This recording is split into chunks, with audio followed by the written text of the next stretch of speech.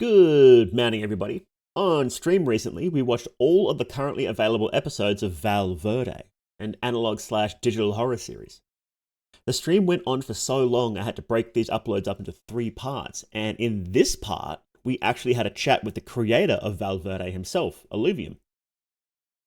He was kind enough to hang out and chat for a while and answer some of our questions about how he made Val Verde, what some of the mysteries mean, and where the series is going in the future.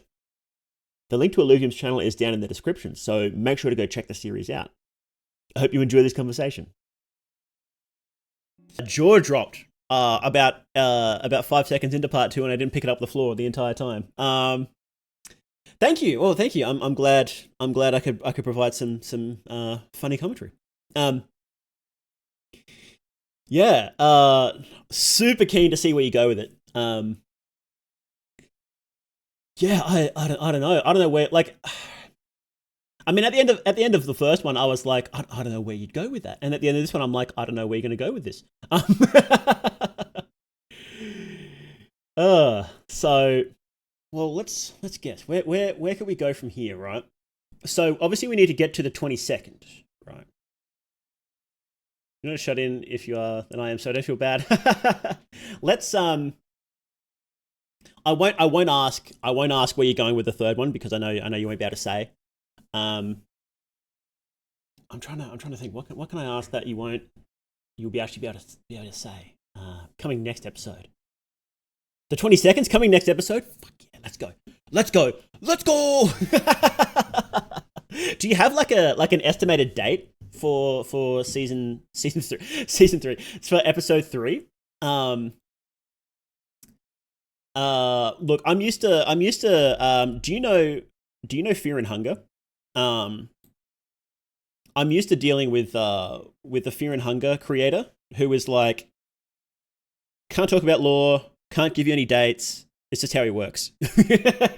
You don't? Something similar? Okay. Yeah, that's fair. That's fair. Look, something like this, like I know I keep saying it, especially episode 2. I imagine it's something that's like, it's just done when it's done, right? Because it's like, it's huge. Every time a scene just comes to my mind and I have to add it. Yeah. Yeah, like, how did you... Last episode took me 2 years to make. It's an open... Whoa, I was going to say, that was my next question, was like, how did you decide to add that section? Because that was like... I mean, it was out of left field, really. Like, just ridiculous. Like, if you asked me at the start of the episode, like, what's going to happen, I wouldn't guess a Ghost in the Shell style anime. A lot of material, I wanted to include it. Hey, man, if it works. Man.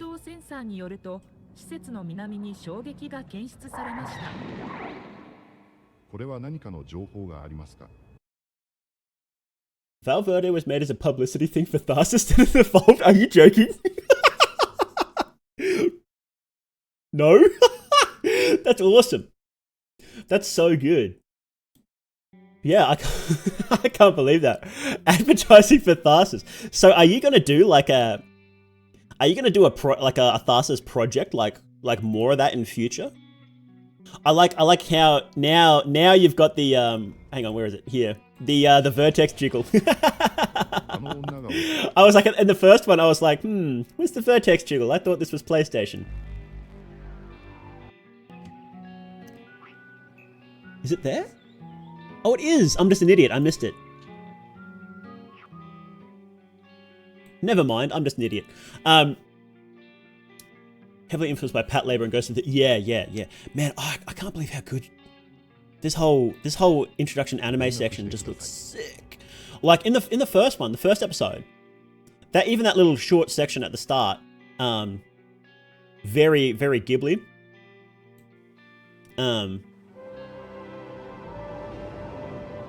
Oh, the motion blur and everything's sick.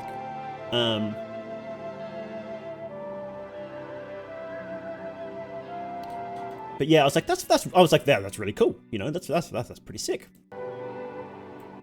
And then it's like, nah, just gonna drop a whole anime. Just a whole anime. Sure, why not? Porco, oh yeah, that is very Porco Rossi, isn't it? Porco Rosso.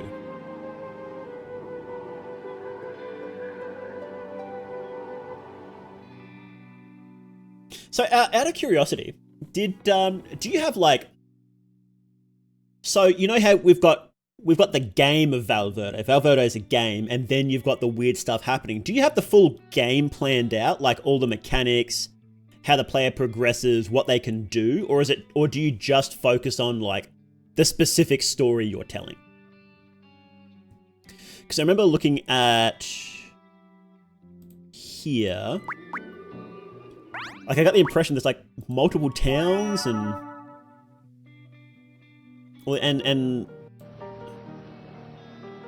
there's like, where was it? It was around here, where it shows like different tasks and stuff. Where was it?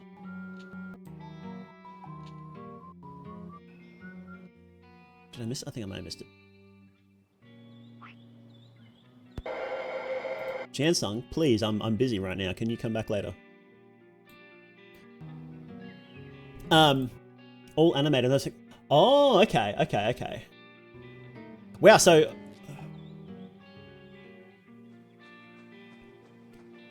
that must be a pain, like animating the text boxes and stuff like that.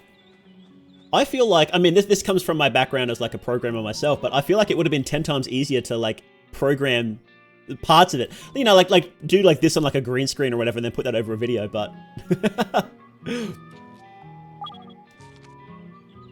here we go. This is what I'm thinking. Is this what I'm thinking? Yeah, here. So do you have like, I guess the question I'm asking is, do you have like a design document where it's like, if someone were to make the actual game Val Verde without all the weird demon stuff, right? Do you have like a design document say, this is what bug catching is like, this is what fishing is like, this is what quests are like? Or is it just like, you know, it's just whatever you show in the series? Had to remake episode, really? You're gonna remake it? Have it all in your head. Plan to make. Oh, you do plan to make the game?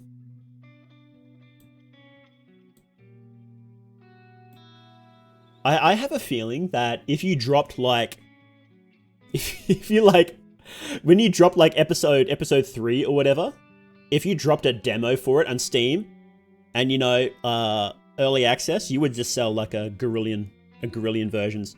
You know, you'd have Nightmind and Nexpo doing their videos, and it would just be like, advertising max.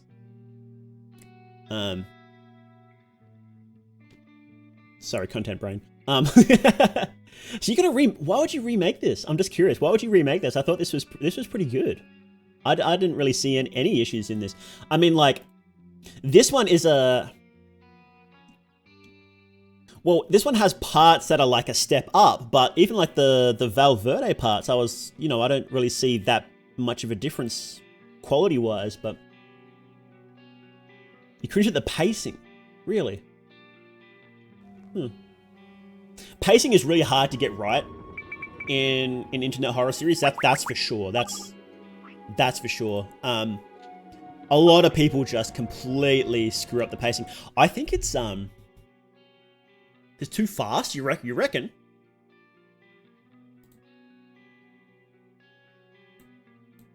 I guess this is my personal take, but I think most horror series are too slow. Like, what did we watch last week?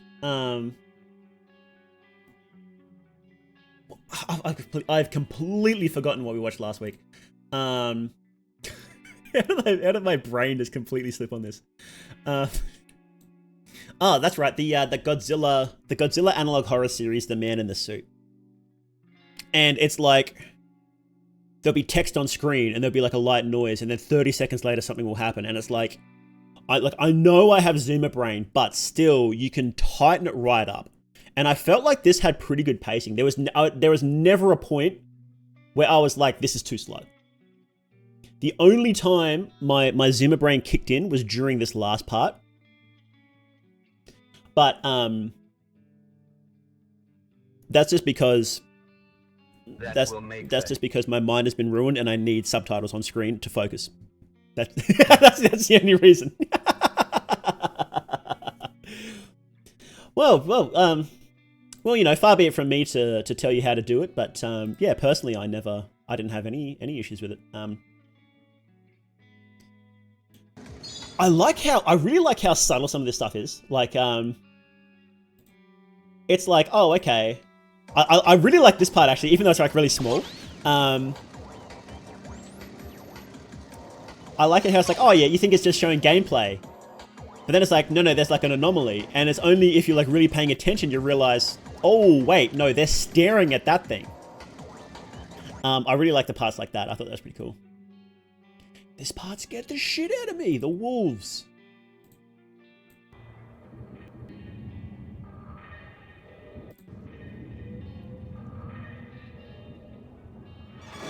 I love it. I love it. And then he just dies. I love the little moments. I love the little moments like this where it's like, horror, and then it's just like goofy. I love those little touches. Like I shit myself when that happened. Then then that comes up. Sorry, I'm gushing a little bit. And then what was it? The one with the part with the painting as well. Where it's like absolute nightmare mode. Like just screaming nightmare. And it's like, hey, so you want this painting? That's great. It's great, yeah. I love those little touches. That's you nailed it. Prophecy is really precise. Yeah, I think that is some of the issue with some of those. It's kind of similar to an issue I have sometimes with the videos I make. I do like lore videos about Fear and Hunger. And sometimes it's like there's a massive chunk of text and it's like I have to try and cut out as much as possible because it's like I can't just leave text on screen for like 2 minutes straight. Like people are going to click away. But then it's like I have to leave it up. It's important.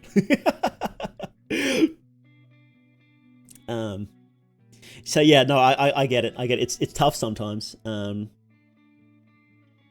sometimes there's only so much you can do with the visuals as well, right?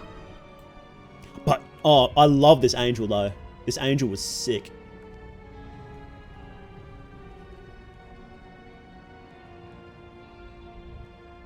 And I like how that looks like, how it looks like, film grain burning. I love that. I love that. So it kind of feels like kind of metaphorically burning away what's in the archive, like in the AI, because it's like, you know, because it's filled with films and stuff like that. So it's burning away the information, scouring it clean, which I really like. Different angel. Let's go. But didn't we have? I think we had 2 angels this time, didn't we? Because we had. Was it this episode? With the one being eaten? Yeah, here it is. This fellow. I thought this was a bad angel, but I don't know. He's getting eaten, so...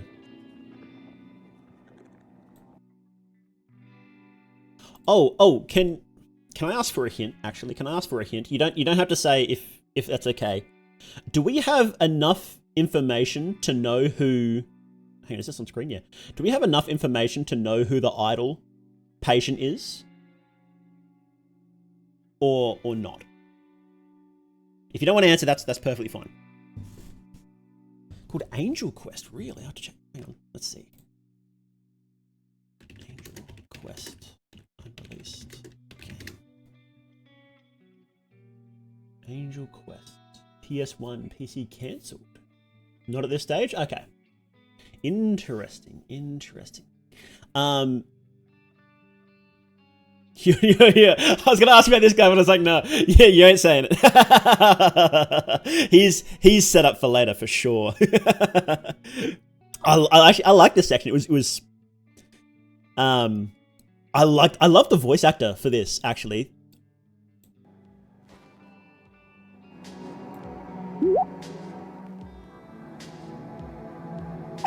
Hey, Pablo.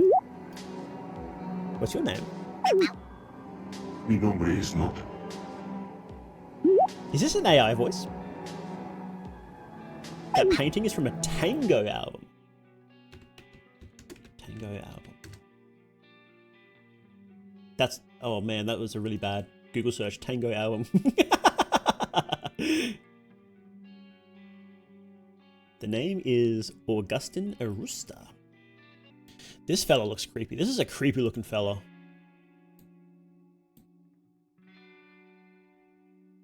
What's going on with this guy? Different tie. Same smile though. That's so strange. Oh, is this him? Is this him? Is this him? No. Is this him? No. Oh, it's gonna. You're not gonna be able to match it anyway. It's painted. That's alright. Oh, is this him? He does have that creepy smile. Look for El Legan. Hang on, I'm gonna butcher this. Sorry for butchering your language, by the way. And every language that isn't. I butcher English too, so it's just me. Oh wow. Oh, there he is.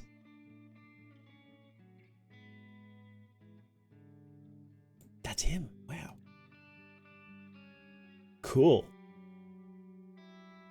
Yeah, that's him. Sick. There we go. We got him, boys. We found him. It only just had to be spoon-fed to us, but we found him. Good thing about Val Verde is it allows me to add pretty much anything I need to progress the story. Yeah, that's actually good, isn't it? Because it's like, yeah, I have an entire, what was it, like 3,500 media database. I can just dump whatever I want in there as long as it's before, what was it, 1997? Like, it's fine.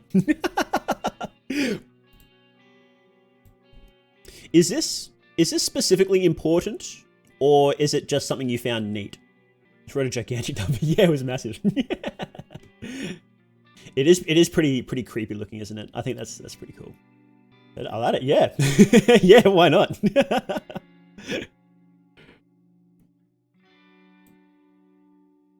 I love the So you did all the art, like basically all the art that was created. That wasn't like, you know, like taken from another source. Was made by you, right? This is all you. Adding a lot of tango songs, nice. Yeah, wow, that's just really impressive. Quite a wide range you've got there.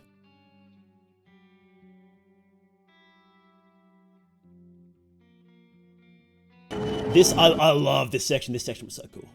This section was cool.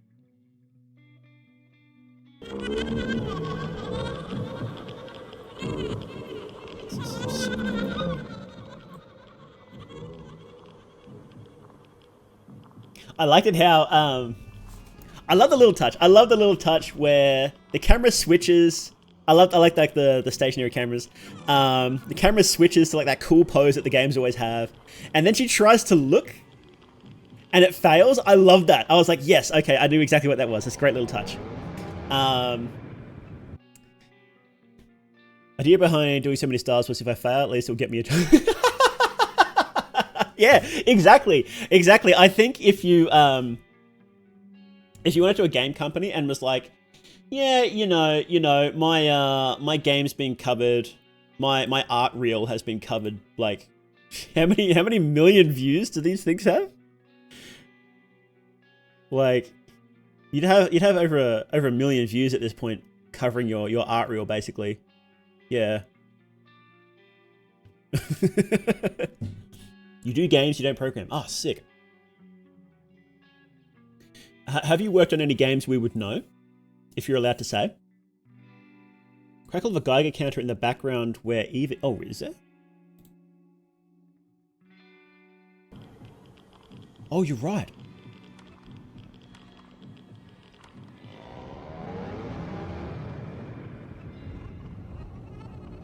Oh, that thing's so terrifying. I was kidding you. Oh.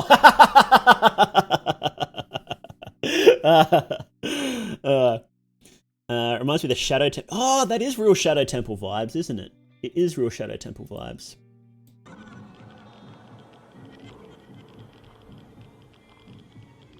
So, second perspective, second person shooter. So obviously you've got like Animal Crossing as an inspiration. You've got that game you just said, whose name I've forgotten, as an inspiration for this, for the this part with the shooter. You just said it and I've completely forgotten it already. Pat Labor. That was a game, right? Pat Labor? What an odd name. No, it's an anime. Main inspiration for the graphics was Arale. Okay, for PS1. Let's have a look-see. Arale. Oh! Wow. Oh, that does have a great look, doesn't it?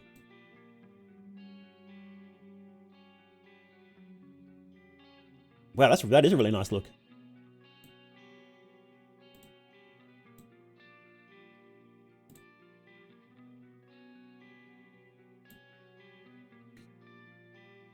Fastest Resident Evil. Yeah, yeah. So were there any other games specifically that, like, you know, like for these darker sections or other sections, were there any other games specifically that you had in mind when making it? Or was it just whatever looks cool? Because, yeah, like someone, like we pointed out, like our Luke pointed out, it's real Shadow Temple vibes sometimes in the dark here. Pat Labor is classic and Raleigh is proto Dragon Ball. Huh. Eidos games. The cave either comes from actually, oh, is it? The moment I saw this, I was like, rad, first person. Wait, hang on, we didn't actually see what it logged onto, did we? What are you looking onto? What are you looking onto? HP? What is that, a HP? It's like, how many... What is that, like 1 trillion, 4 trillion HP? Oh, that must be the floating thing that spits out the jellyfish. Yeah, Eva, buddy, you ain't... Eva, girl, you ain't killing that thing. You got the... For it not actually being programming, you got the motions perfect. Sometimes, it's really obvious to tell that it's not like a game. A lot of times it's super awkward. But this one was like, I was like, oh yeah, you've programmed this. Just from the sheer amount of text, just from the movement looking really nice. I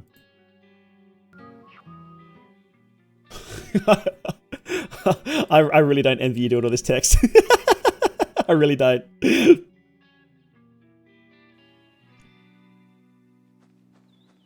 Mad games. Exactly. Yeah. It is exactly the same thing when they do it in cartoons. Yeah.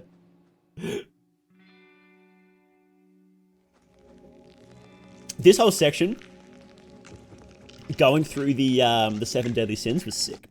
This is a sick section.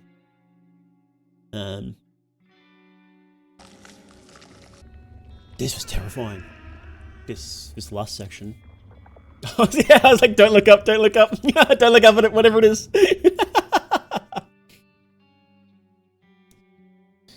Oh. So, this whole section is like, it's the 7 deadly sins, right? I was just curious, what made you choose abortion as a symbol for lust? If you're comfortable talking about it. If you're not, that's fine. Actually, pubes? Oh, are they?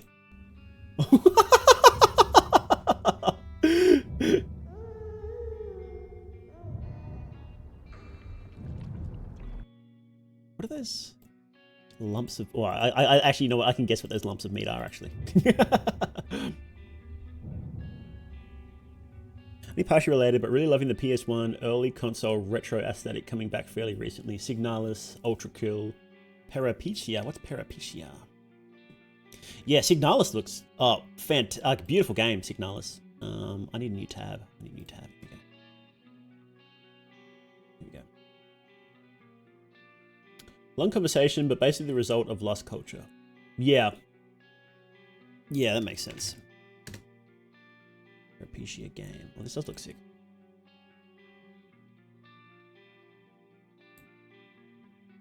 I think my English is good enough to explain it like I would. Look, that's fair. It's a it's a delicate topic. So yeah, look, I get it. I get it. I don't often like talking about stuff like that on stream, because it is such a delicate topic. So yeah, I completely understand. So if somebody came up to you, like someone came up to you and said, I want to fund, I have enough money, I have like $1 million, whatever. I want to fund a Val Verde game. Would you do it? Would you make a Val Verde game, or would you want to do something completely different? Would you want to make something that's like not Val Verde, but like maybe a spin-off, but someone was like, I want you to make this series but into a game. I'd like to make it. I don't know anything about programming, but I know people who do. Yeah. I think I think there's a lot of people who would jump at the chance to work on a Val Verde game, something that's guaranteed to sell well. Like, I think you're in a good position where you're guaranteed to have a big audience, which is you've worked hard for it for sure. Like, I'm not saying you got it for free, right? You worked bloody hard for it, but it's very rare that people there's a sure bet with games, right? I'd like to make it a game with two sides, a normal side and the curse game. Oh, so you'd have like Val Verde, but like without all the demon stuff, but then like B side where it is cursed.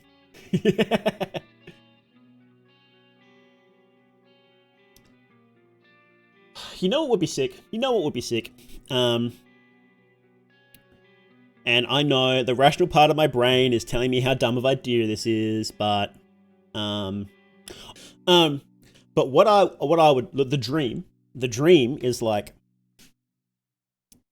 to have a game, right? And you'd have physical copies, right? And half of the copies would be the non-cursed version, and the other half would be the actual version. And you wouldn't know which version you got. And you wouldn't know until like 2 hours into playing. I think that would be sick. Wildly impractical, but that would be sick. You'd be seeing the future.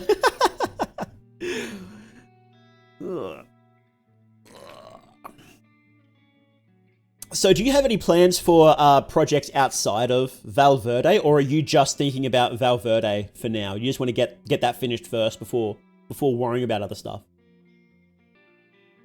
Because this is, I guess, I think this is a good project to just jam whatever ideas you want into it, isn't it? So it's sort of like you don't have to, like, sometimes the issue is you get some ideas that just don't work, so you gotta, jump around a bit, but this one is like, it's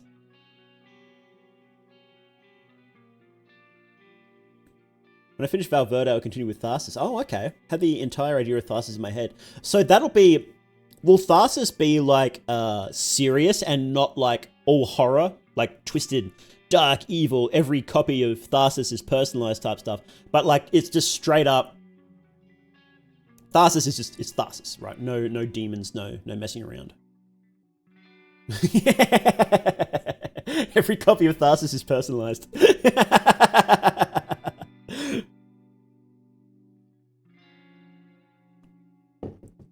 Oh, right. I keep thinking games.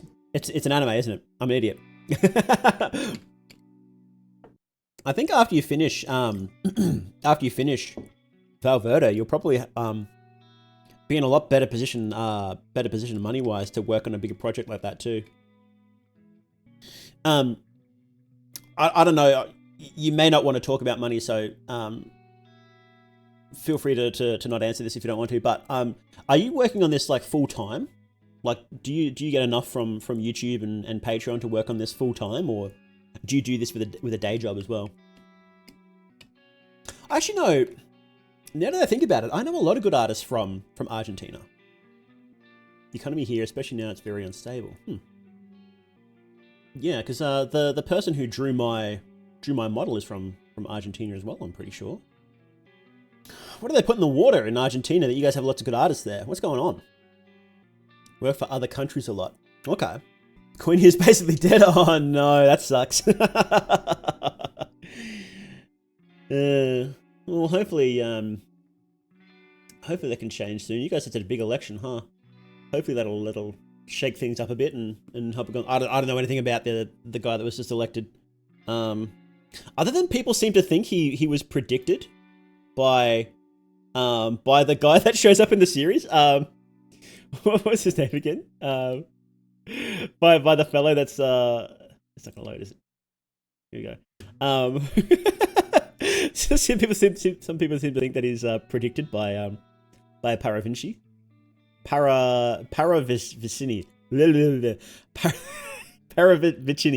Paravicini. Some people seem to think that. So maybe, yeah, who knows? Predicted the Grey Man. The Grey Man is a dude who will solve everything. Okay. But every time a new president comes, they call him the Grey Man. Yeah, look, that's the thing with prophecies, isn't it?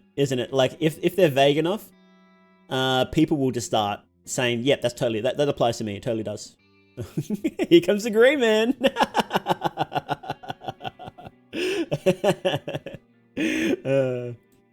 That's funny. Yeah, that's funny.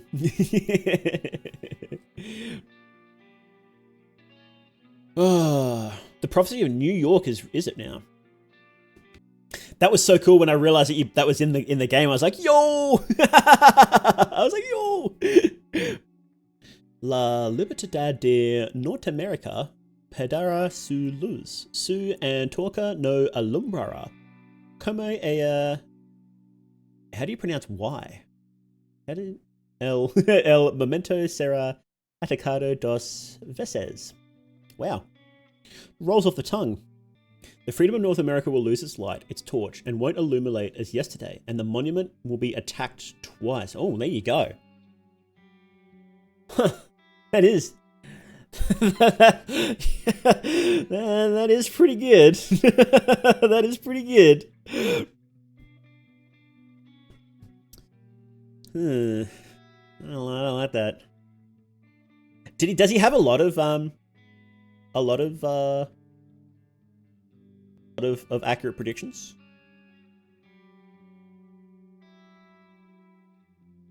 He claims to have contacted fairies, angels, and duendes, and was allegedly able to find lost objects and lost people with ease. This behavior worried his father, had his son undertake medical tests. Sometime later, a young Paravicini started talking about a war that would go off in 14. Became the first of his several premonitions of, oh, there you go. He made more than 1,000 prophetic drawings, which he described as psychographies. Supporters credit him with having accurately predicted, including the arrival of television, satellite communication, in vitro fertilization. Interesting. And the first being is supposed to be a dog, so don't roll over attacks. Okay. Interesting. Interesting. He had a guardian angel?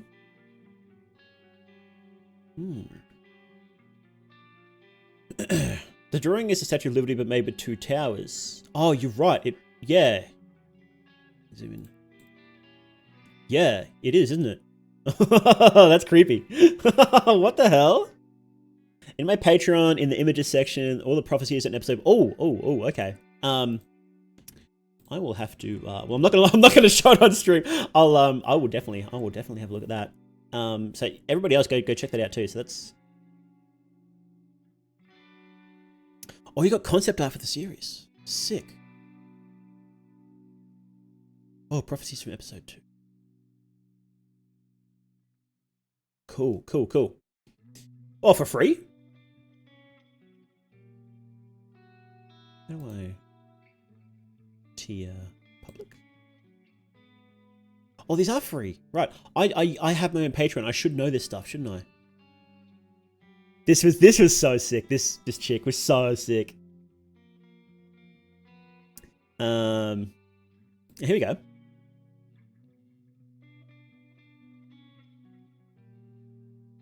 Freedom of North America will lose its light. Its torch went illuminated yesterday, and the monument will be attacked twice. The canine will be the first to fly. Ah. head of beard that will appear to be a saint, but it won't be, but will ignite the Antilles. What does that mean? An American golfer rules and gets killed young. Just like, the world's going to end, America will die, and a golfer's going to die young. Head and throat cold to be the beginning of a great plague. I was right about that one. Oh, what's this one?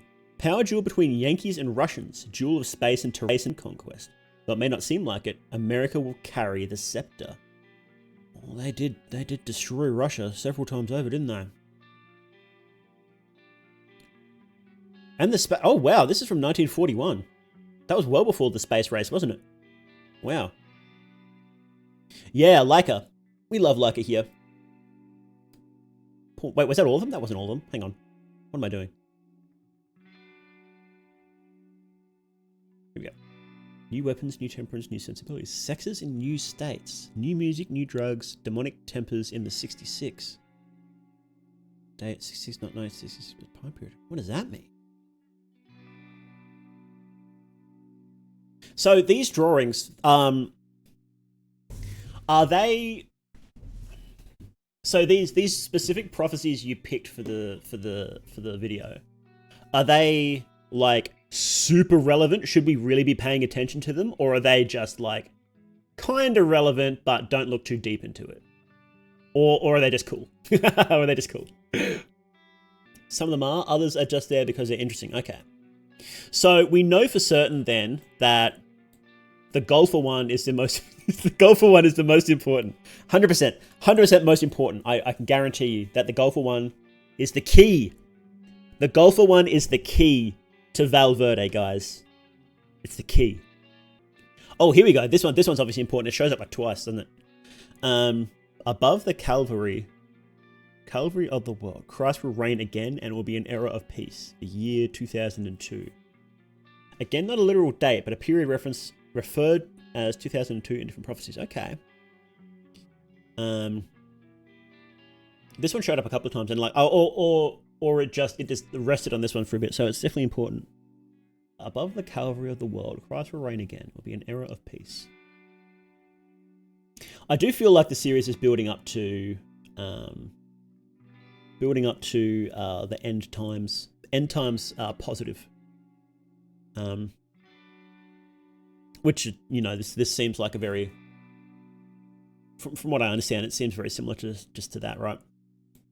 Very interesting explanation on how generated content got into the TH brain. It was, right. So, if I'm understanding it correctly, there is two kinds of content in there. There's the stuff that was fed in, but then there's also the generated content in quotation marks. And what I took that to mean was the AI trying to generate new things. Because we see several times, like, it'll start up and it will say, like, unexpected level generation or something similar to that. And what I'm thinking is that it generates a new text or a new video or something like that and then adds it back into the archives. Because it's like, hey, this is good. We'll add it back in. But I have a feeling it comes back to the idea that the devil can't make anything, because the powers of creation, like he doesn't have access to the powers of creation. That's in God's hands, right? So what I'm thinking is that that's what the devil, or the entity that appears to be the devil in the series, if it's the accuser, right? It's trying to make things, but it keeps failing because it can't. Data in the database and generated content by the AI. Okay. Oh, are you going to use AI content like in the creation of episode 3? Have you considered doing that? I know some people are really touchy about that. So because it's such a strong part of the series, I was just curious if you were thinking about actually using some AI generated stuff. Not really. It's a different kind of AI. Okay. Yeah, that makes sense. It would be funny. I just thinking of there's always like Twitter outrage. There's always like Twitter outrage when the people use AI stuff. It'd be funny if you use it in the series. People get mad at you, and it's like, well, that's the point. That's the point. It's not meant to be good. So this fellow's dead now, isn't he? Quite a while ago actually, like 50 years ago. And this series, no. It builds up to the final reveal. Oops. Builds up to the final reveal. Open the last door, and it's just the dancing gnome. You've been gnomed. Oh man, let's go. Let's do it. That would be so good. That would be amazing. And then all you'd have to do, you just have to do that, right? You drop like the regular episode, but then you have that at the end. And then like a day later, you drop like a 5-minute one and just go, no, sorry bros, this is the actual ending.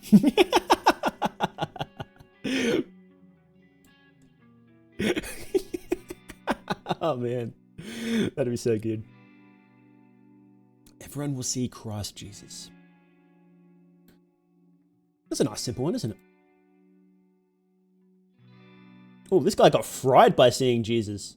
His ghost is coming out. Yeah, that's real, man.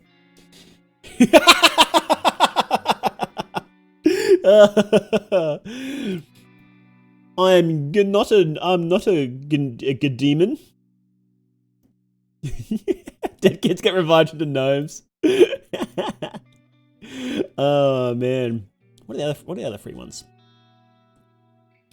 What are your gimmies?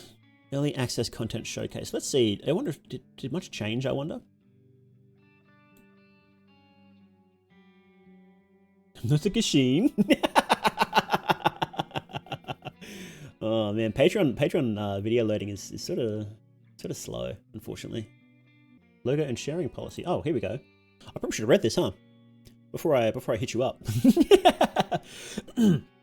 Since there's exclusive content on this Patreon page, I would ask you, for obvious reasons, not to share it outside the page, unless, of course, you're making a video about Val Verde, in which case, whatever you find here, excluding the main uploads on early access and early access fames and animations, you can share and use, which includes the soundtrack, the renders, the animations, and so on.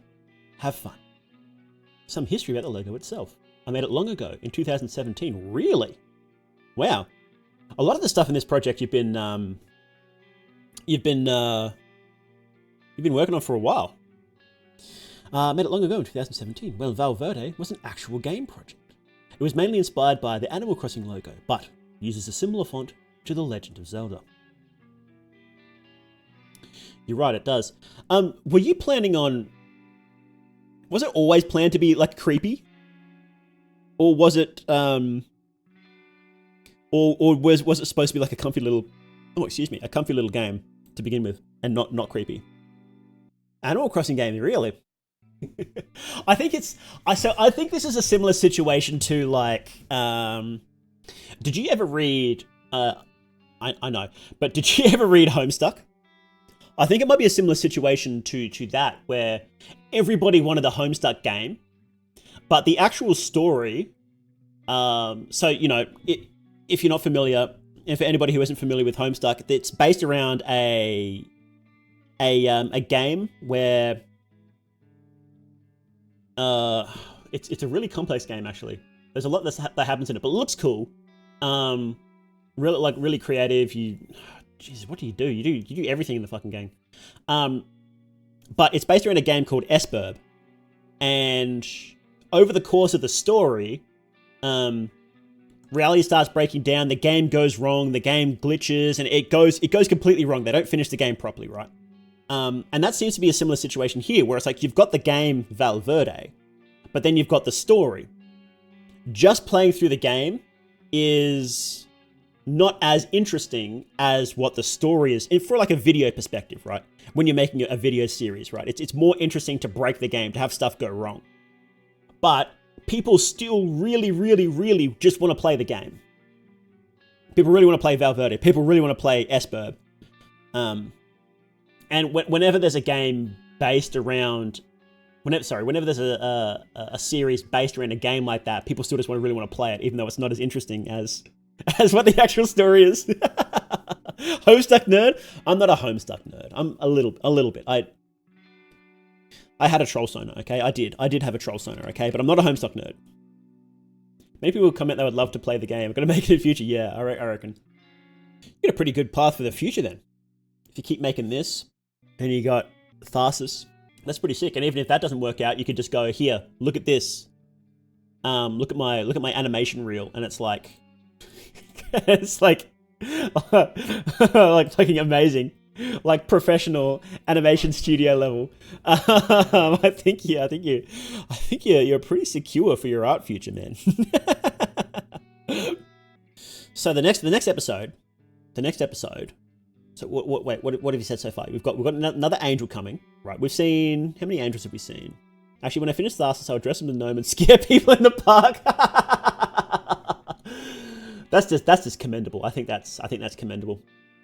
It's like that post that's been going around Twitter. It's like, how would you dress if money was no issue? And it's like just a gnome with a flute. Okay, so for the next episode, we've got extra angel. I think we've seen 2 angels so far, because we've seen the one at the end of the video, and then we saw the one in front of the gates, right? Is the angel going to be... if you can answer this, you might not be able to answer this. Just feel free to say no comment to any of these questions I'm about to ask. Is the angel going to be in-game? Wait, Tharsis is hand-drawn?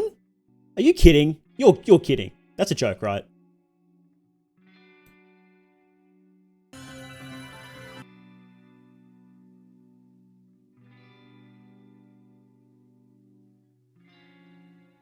Use some basic models to take as reference. Jeez. We really watch it, so let's speed it up.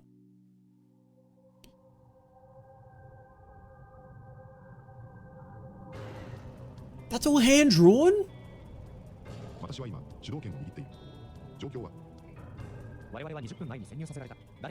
I was like, oh, this kind of looks hand drawn, but then I was like, I feel like you used this guy. You used a model as reference a lot for this guy because he got so many poses. And that was like, that looks like a model. So I was like, oh, okay, the whole thing's 3D with like filters over the top. But it's all hand drawn? That's nuts, man. What is this? What is this Solid Snake's butt? Is that what this is?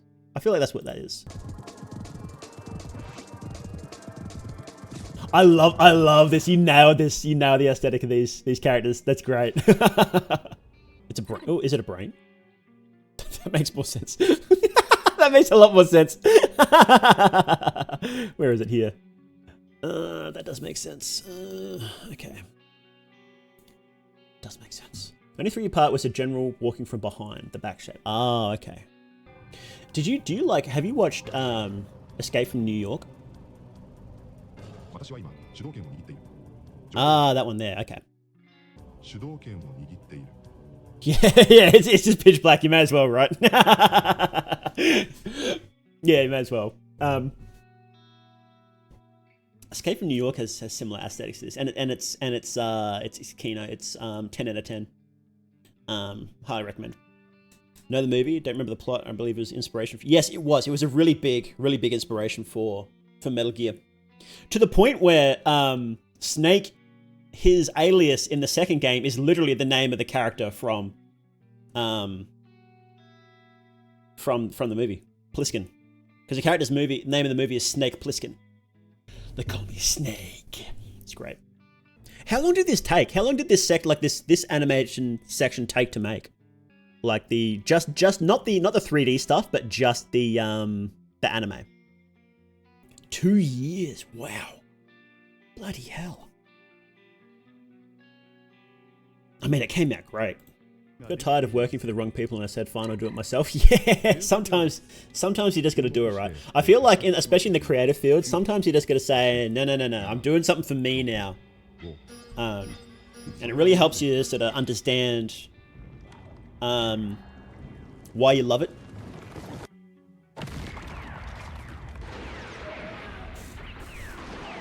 I love that transition. I love it. Very nostalgic for 90s anime. Really? Hang on. There is one. Let me just get the name for it. There is one that maybe if you like it a lot, maybe you'll know this one then. How do you pronounce this? It's Akira. Do you know Akira? It's 1988. I've never seen anybody talk about this before. It's got a couple cool shots, I guess. Corey in the house.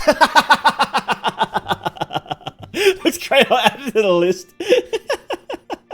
You should add a motorbike section to Tharsis. That'd be sick. We kind of have that. You kind of have the bike here. Where is it? Yeah? That was sick. That was cool, yeah. Love the cool masks. Love cool bikes. Let's go. This is sarcasm, right? No. 協力してください Actually wanted to add the Kirikei to Val Verde. バージル、こちらコントロールです。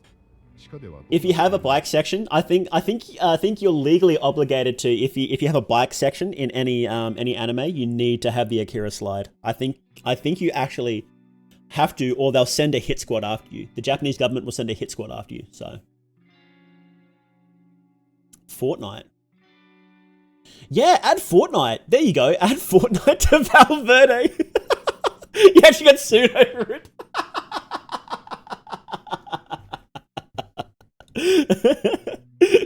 You have to add the bike thing.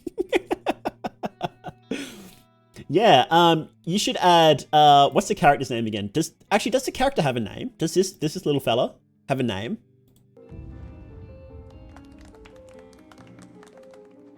Like the character, not like the person like controlling the character, but does the character themselves have a name? Is it Ness? It's Sans, isn't it? Green Ness. I did laugh when we came up to the Freemason stuff for the first time. I'm like, let's go. There's Testo 5. It's a player name, so something you can choose. Okay. Because sometimes in these games, it's like, you're playing as this character, but, you're not really this one, are you? So just test. You should add an Easter egg where Test is doing the Fortnite default dance. I think that'd be pretty sick. I think that'd be pretty cool. How about we could do the gritty? The gritty would be good.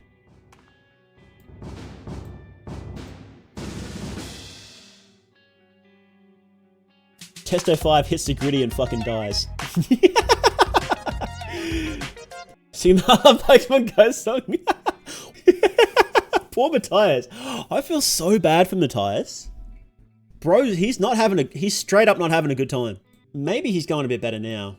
He got teleported to the mothership with the rosary beads, which is pretty cool. Oh, can I ask, is there gonna be aliens in this at some point? I think that UFO cults are pretty cool. So no aliens. That's okay.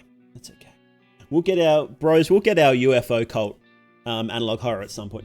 Digital horror. We'll get our UFO cult digital horror at some point. So characters might look like aliens. I guess in a sense, angels, you can confuse them with aliens, can't you? I might just have to make I wanted a good UFO cult analog horror for a while. Maybe I'll just have to make it. This scene with the priest singing. Where was that? This is a great scene. Scared the shit out of me. We're going History Channel. It's the fate. It's the fate of all lore heads is to go crazy and start obsessing over UFO cults. I'm sorry, that's just how it is. Alluvium, do you watch other analog horror and other internet horror? Do you watch a lot of them? I must say, when I like something, I stop watching immediately, especially when we're... That makes sense. That makes a lot of sense, yeah. Yeah, I don't want to be influenced too much. I mean, obviously, I'm not making something like this, but... I mean, at the start of the stream, I even had a whole part where I was like, I thought my thumbnail for my upcoming video was too similar to somebody else's, and I'm like... I feel like I have to change the thumbnail now because it's just the thumbnail is too similar. there's certain points where you can just say, I'm just going to rip this idea, and I'm just going to rip this idea, and I'm just going to rip this idea. And then other times it's just like, I don't want to do that at all. And I think it's a fine balance. It is like, because there is that internal separation between like inspiration and just copying, just stealing. Well, stealing in quotation marks, right? And it's, you don't want to cross that boundary internally because it doesn't feel genuine then. It doesn't feel like your project. Very minor in comparison to what happens when I'm DMing all the time, only realize in retrospect. Like, yeah, like obviously at the end of the day, right? You're 100% right. At the end of the day, nothing is made in a vacuum. So you're going to be influenced by heaps of other stuff that you don't realize. But yeah. So before you did Val Verde, was there any series that sort of... So I guess what inspired you to go from... Because you said the original idea was like an actual comfy game. And then you had your other project sitting there, Tharsis. And so what inspired you to make a series that... What inspired you to make a horror series in particular? To go from those two concepts, which aren't like... Well, I don't know how Tharsis is going to end up, but it seems more like sci-fi action, right? What inspired you to go from comfy Animal Crossing game and sci-fi action game to nightmare horrible game, horrible animation series? Well, since it was a publicity thing, I decided to take something that I really liked, PS1 games and Pets Cop like horror, and make something out of it. Okay. So would you say that Pets Cop was like the main sort of push to turn it into horror specifically? Always goes viral. Well, it does if you make something good, and you made something pretty good. There's actually been a bit of a surge of digital horror. Also need an excuse to add that sweet shovel spin in the introduction. People in chat were like, "Hey, sick shovel spin." Yeah, there's been a bit of a surge in digital horror lately. Partially because of... So you got stuff like Lacey's Games, which is pretty... Lacey's Games. Which is a sort of Flash... old Flash style games. So pretty different than what you're doing. It's more like... website based rather than like PlayStation, console based. So like all the old website. And there's the other big one is Ches Kids Archive is another big one. And that's like, those old activity websites for kids. And they're obviously a lot easier to do than what you're doing. That's why there's been a bit of a surge in it, right? But I do like seeing all the different stuff people come up with, and like I love it. It's cool when people take stuff and go, how can I make this really creepy? How can I make this really spooky? And then they do it, and it's actually really spooky, and it's good. Shame to say I know very little about current analog horror scene. Oh no, that's honestly it's fine. Because yeah, you're 100% right. When you're neck deep in your own stuff, you can't really, especially when like the videos take however many months to make, right? And you can't really change it on a whim to... Well, I guess you can a little bit. So when you're like halfway through, right? When you're like halfway through, how easy is it to start adding some like crazy stuff in there? So like when you were halfway through this, how easy was it to add Tharsis in? If it was like last minute? But it's difficult to pull off. I mean, I guess Tharsis, you've already got half of it done, right? You already had, because you said you had the animation already done? Or you're already working, you already had a whole bunch of it planned out at least? How much of Tharsis did you have done before you decided to add it to Val Verde? You usually think, what's the most interesting thing to do or to see? Okay. Start a pre-production of the episode, make most stuff. So you're a bit more organized. So your process, what you would, so you only had the 2D animations, okay. And then you made the game stuff a bit later.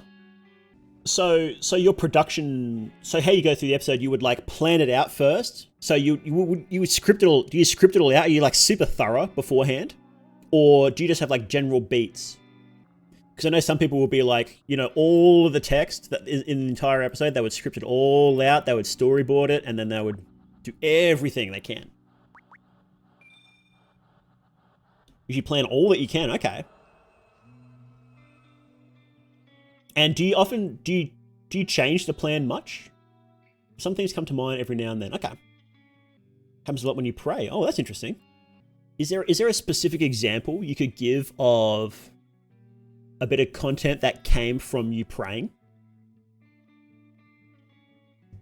And I plan how I can get it into the story. Okay.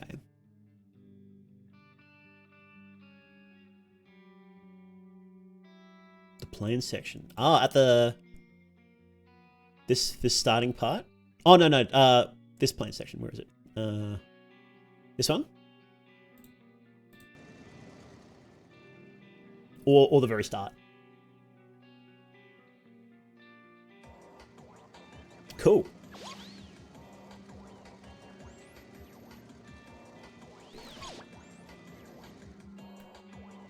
The entire plan section. Wow.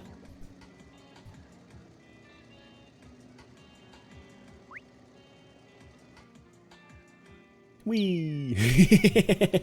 Started the day after that. Cool.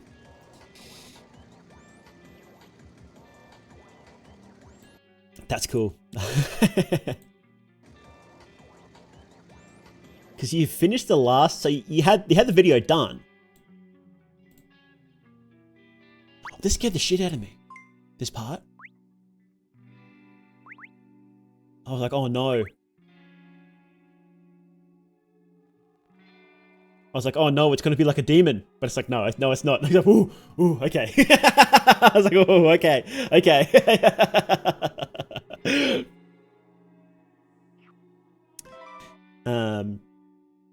This painting has an interesting story, does it? Previous painting, the one with the Virgin Mary, I painted in the style of that one. Oh, you painted this one?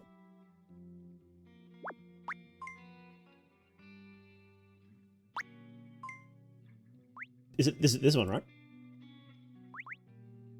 It's pretty fantastic. Well, I don't know why I was so surprised that you painted it. You've done the rest of the video. Of course you can paint. Oh, very relevant. Oh, okay. Let's see, 3.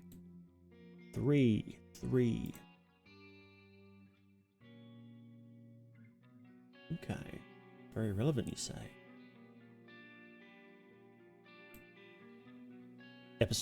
Episode 3 is going to be the final episode.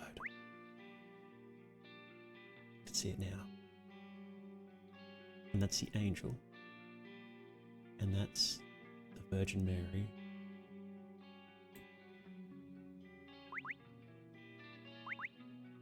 It's kind of complex though. Okay.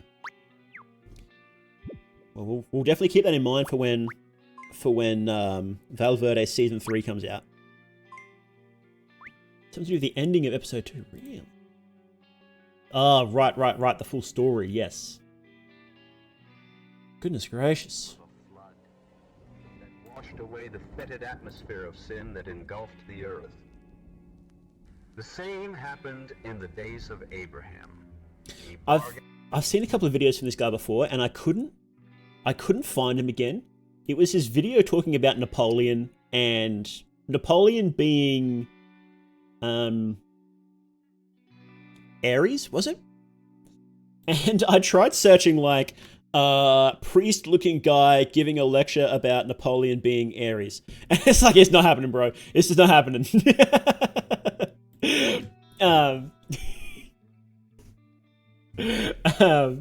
But I'm glad you added it here, because then somebody said his name in chat, and now I have his name, and so now I can find him again. So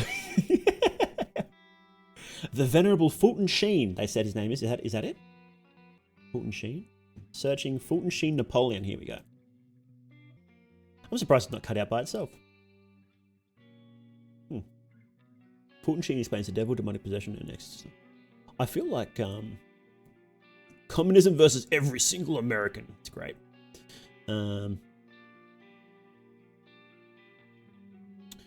well, this is my watch list for this evening. So you said you pray before.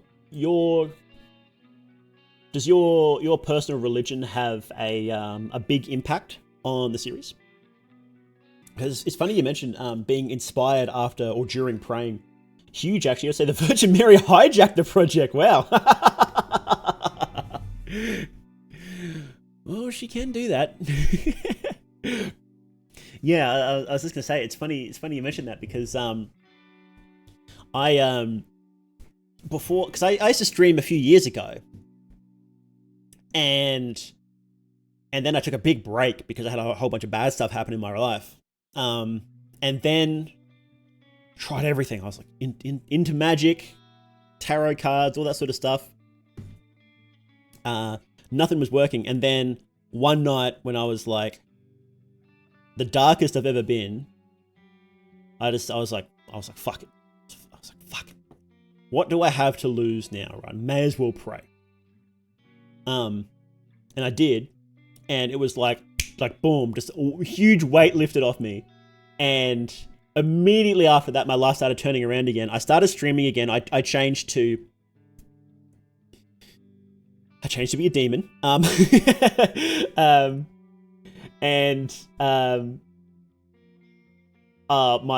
My streaming career has just gotten better and better, and then, you know, I got into Fear and Hunger, and that's been a huge boon for my career. And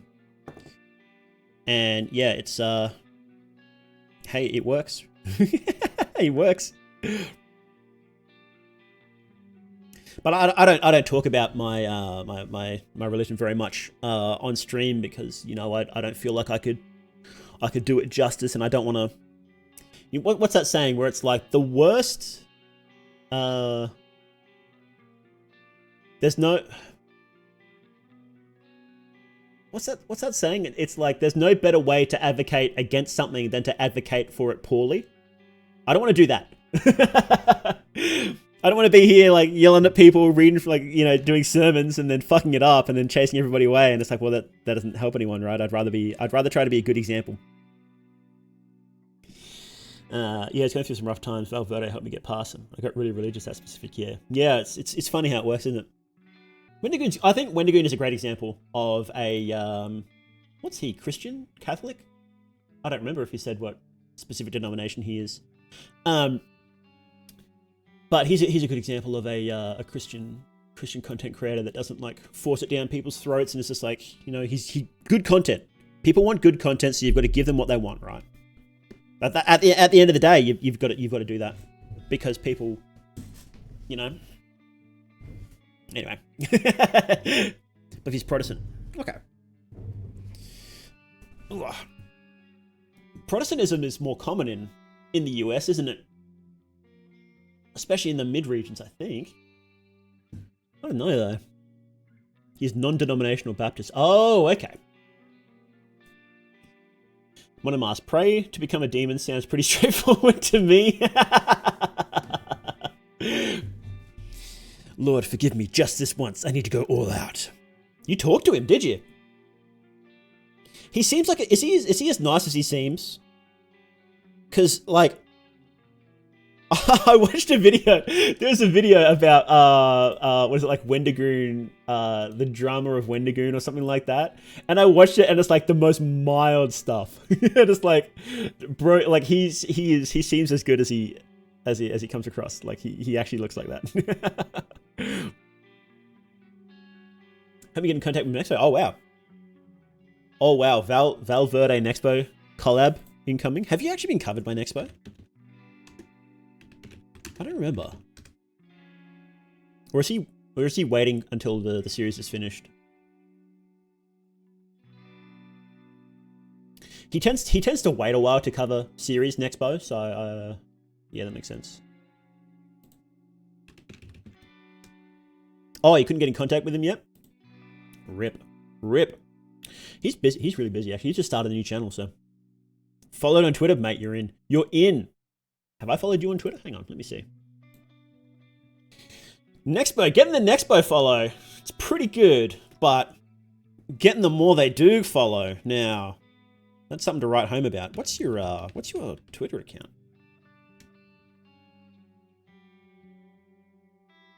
That's right, I couldn't find you on Twitter because there's like a million alluviums. There's like an alluvium currency. There's a cryptocurrency with a name that's really similar, and that's all that came up.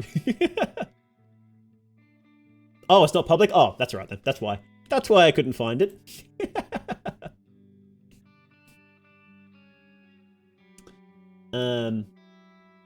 Wait, you've got Nextbo on your private? Wow, you are in. Is that scamming people like crazy? Buy Val Verde coin right now, guys. It's going up. It's going up. I swear, it's not a rug pull. Totally not a rug pull. I'm shocked we haven't had like an analog horror cryptocurrency tie-in. I'm surprised that hasn't happened yet. Rip Pietro. Oh man. One day maybe. Yeah, you could sell all these as like NFTs. You could have like, yeah, here we go. We'll workshop the NFTs right now. Each one will be like a card.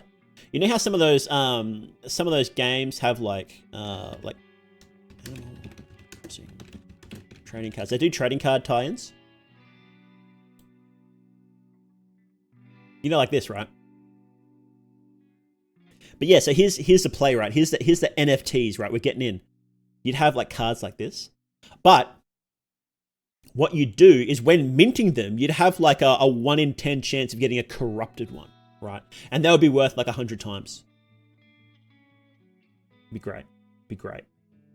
I can sell it. I can see you making quite a bit of money, and then like you release it at the same time as episode 3 comes out, right? And then you immediately rug pull. You just you sell all of it, and then you just never go back online ever again. You're just done. And you can make it. Yeah, you can make it. You can make it part of the episode, right? Like this character, like the priest, just looks straight at you, right? And he's like, you know, the NFTs are on sale right now. What's the guy's name? Pedro? Was that the name? Like Testo 5. You can get You can get the NFTs right now. They're available. You have to have the fourth episode is just an NFT, and you can only watch it if you buy it. Oh, and the true ending. No, here we go.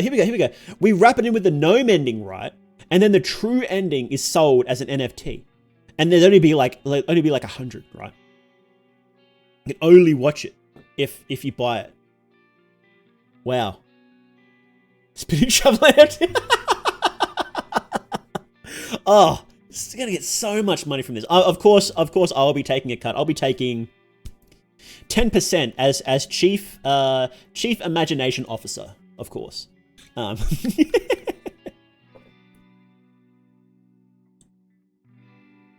Yeah. Oh, this is, yeah, exactly. And you sell this as an NFT. And then, yeah, because NFTs are just like links to like, they can be links to anything, can't they? They can be links to like images, links to videos. Make them all links to videos, and it's this. That's so sick. Great idea, guys. Great idea.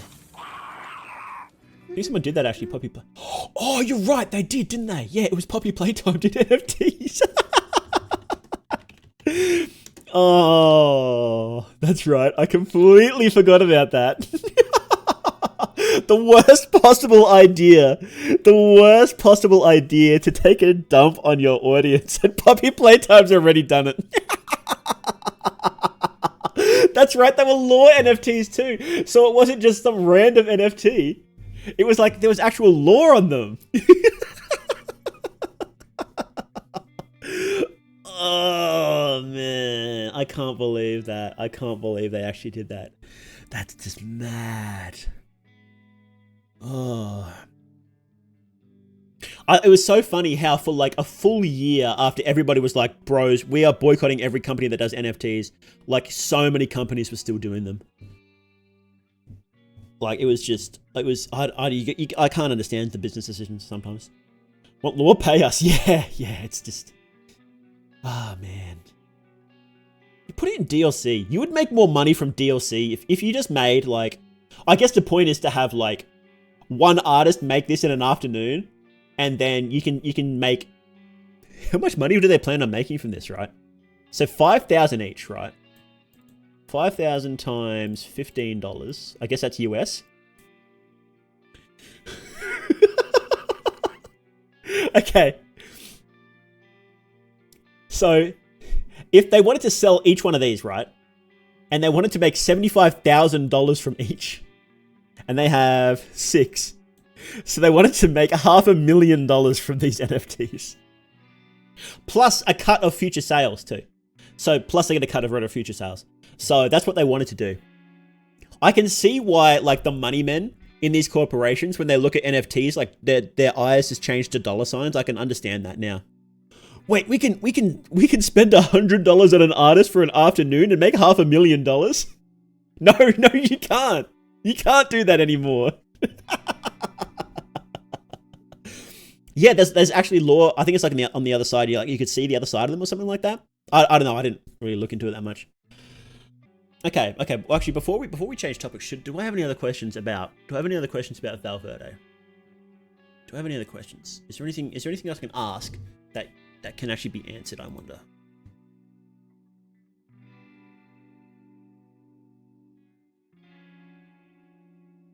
I'm gonna ask some questions. I'm gonna ask some questions, and feel free to say. How about we do hot or cold? How about we do hot or cold for a bit? We can do hot or cold for a bit, and I'll jump around. I get so stuck in my theory brain where I'm like, this theory is definitely right, and then I stop thinking about other questions. Okay. Hot or cold? This part here, this statue, is that's meant to represent the wolves in the hell area.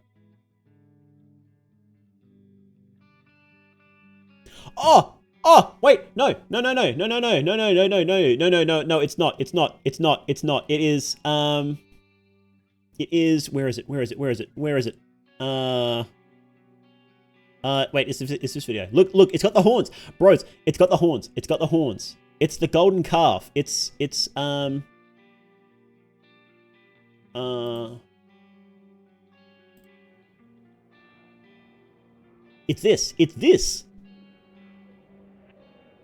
Oh, it's the false idol. Okay. So this is, so this isn't, he didn't fall into hell. He's simply seeing hell truly.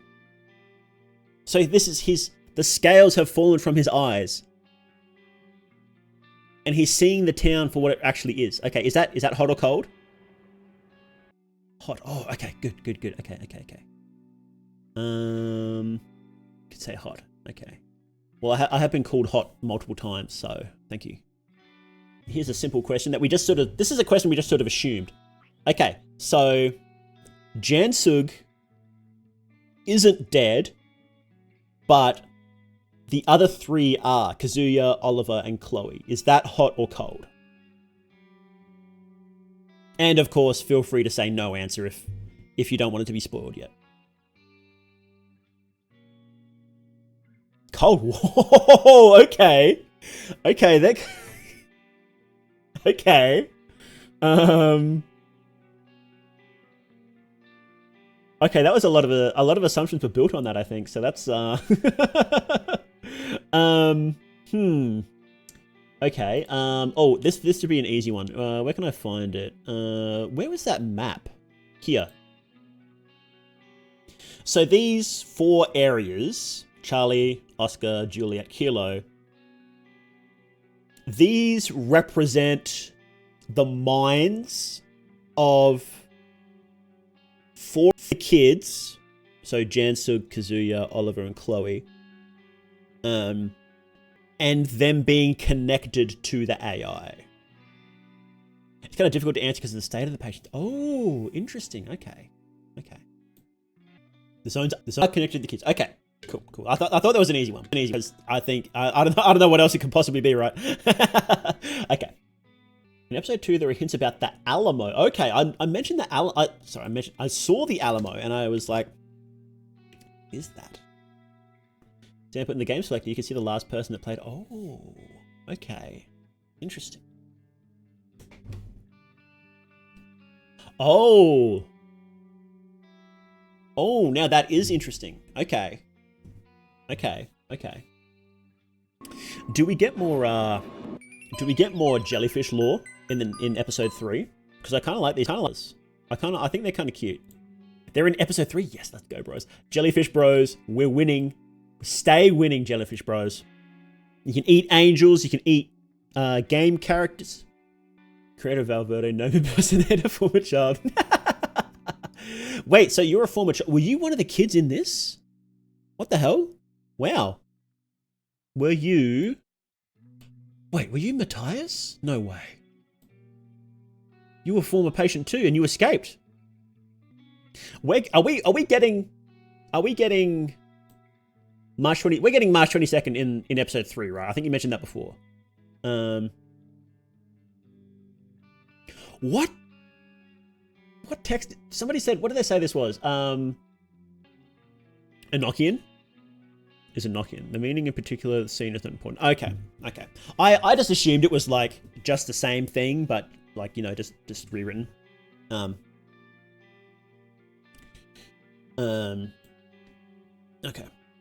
I had one more. Oh yes. This scene here.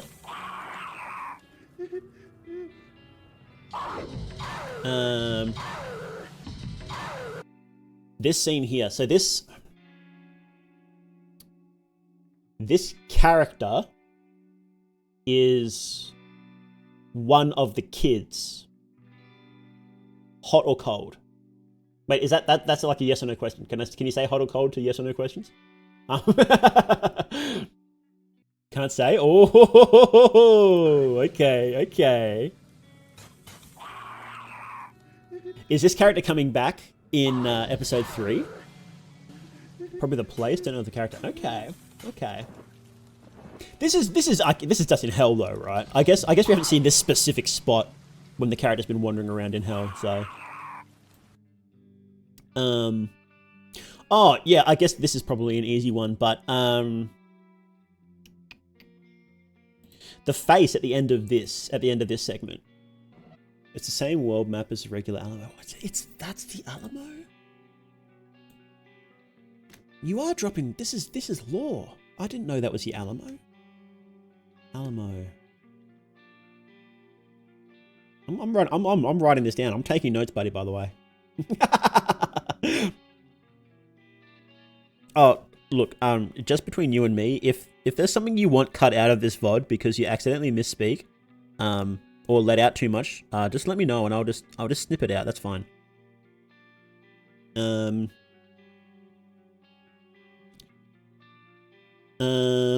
was I going to type down? AI is the Alamo? Question mark, exclamation mark, question mark. Okay. So this fellow, don't worry about it. Most of the things are known from the Val Verde. Okay. This fellow here, that's... Did I go too far? Many people discuss a project there. Okay. This fellow here, is this the accuser? Does this need to be hot or cold, or is this just like, yeah, it is? It's true, Alluvium, he will lobotomize us with ice picks. Just say, yeah. I have done it before, and I will do it again. Don't know if I can tell. Okay. Now that is an interesting response. Without ruining it for the investigators. Ah, okay. Is the accuser? I guess that's basically the same question then, isn't it? Is the accuser the smiling man? Is that the same person? I guess that's the same question, right? The text box colors obviously have some importance. I need to figure that out though. Okay, here's a hot or cold. This guy is computer program. He's not like a real person. He's like a computer program. Hot or cold? I reckon just because from his talk of like turning off modules, which doesn't seem like a very human thing to do. Hot. Oh, interesting. Okay. Interesting. he seems like a really important character. What I suspect is he may have been like, this is a wild guess just based off of like what things usually do, is he may have been like the controller of the AI, but then sort of lost control as the demons came in and pushed him out. Because it doesn't seem like a demon would really not want to hear the screams of sinners. Like that's sort of like what demons sort of like. So I don't know. It doesn't feel like a demon. He feels like he just wants to get away, and plus he is worried about himself. He didn't want to be. I think he said he didn't want to be part of the. What did he say? Was it the ritual? He could be killed by the demons, and he's like, you know what? I'm out. You guys have fun. I don't care anymore. So, doing all I can to give both a rational explanation to Val Verde and a spiritual one, so the answer might depend on what you believe. Oh, okay. Interesting. Very interesting. That, okay. I do that so both believers and atheists can enjoy this. Oh, that's actually really clever, yeah. That must be hard. How do you has it been difficult to balance to give like two simultaneous explanations for everything? Typical thing balances pacing because many people grew up with the pacing of the 90s and other generation pacing. Yeah. Yeah, that's true. You kind of don't know. I think that it's kind of funny with a lot of analog horror, and you know, similar genres. Like I guess you call this digital horror, right? The primary way people consume it is through reactions and explainer videos, right? So, like, you know, compare like just based on views, right? Like on your English ones, it's like 250,000, and then like you look at Nightmind Val, and look at Nightmind Val Verde, it's like 3 times just on the first video alone, right? People just people consume it differently. They consume the commentaries on things more than they consume the things. It's really funny these days. I've seen videos on TikTok about Val Verde with a hydraulic press destroying avocados at the side. Didn't feel good. Wow. Yeah. Yeah, like the Family Guy clips and the Subway surfers and like the dropping the bottles down the stairwells and stuff like that. Yeah, attention spans are on TikTok. It's something else, right? Yeah, look. When you're editing for TikTok, it's like you got like 2 seconds. Something's got to happen. And horror is just, I mean, you like look at peak TikTok horror is Molly Moon. So Molly Moon is really interesting horror, right? It's TikTok horror, right? It's straight up TikTok horror. Like we'll just watch one real quick. Here we go. This one. Excuse me, sir. Can you walk me home? Thanks. And it's kind of digital horror too, actually, isn't it?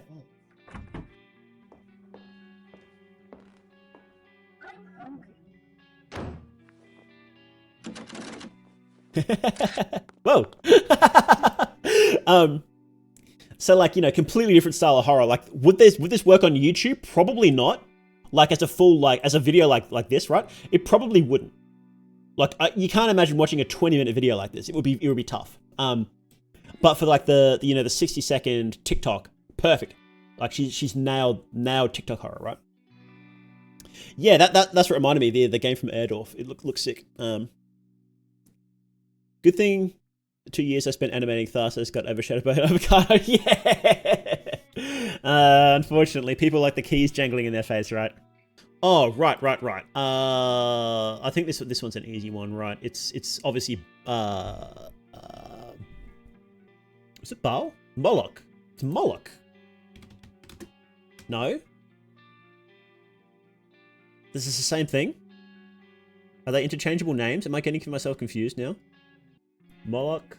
Before 1935, all scholars held that Moloch was a pagan deity to whom child sacrifice was offered. Some modern scholars propose that Moloch may be the same god as Baal. Okay. I like the carnival pun. That was a good pun. Is this Moloch? Is this Moloch?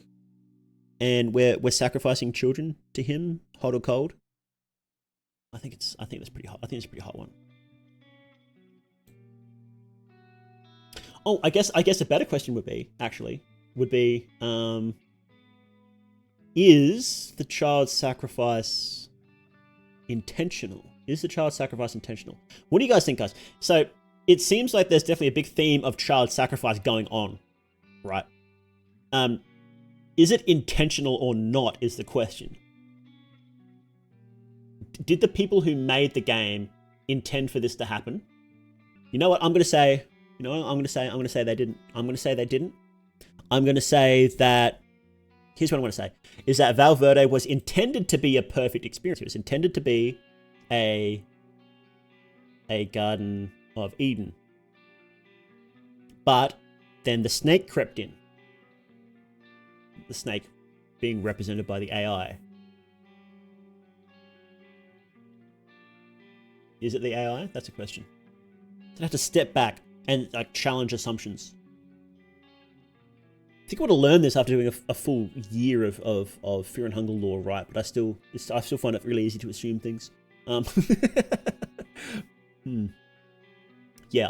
you don't think that it's intentional? Very specific thing in the developing of a game that I don't know if it's going to be known in the series or where. Okay. There is a very specific thing. Can you tell us here, or do you want to keep that in your back pocket? The world is not ready yet. The game world isn't ready yet. No. The world outside of Eden isn't ready yet. Is that what you mean? I mean, I'm not ready for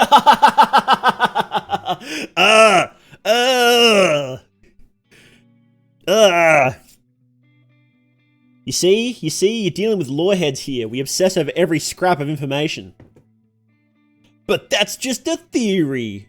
A game theory. I have a couple of things to develop, a couple of things before telling you. That's fair. Yeah, no, that's fair.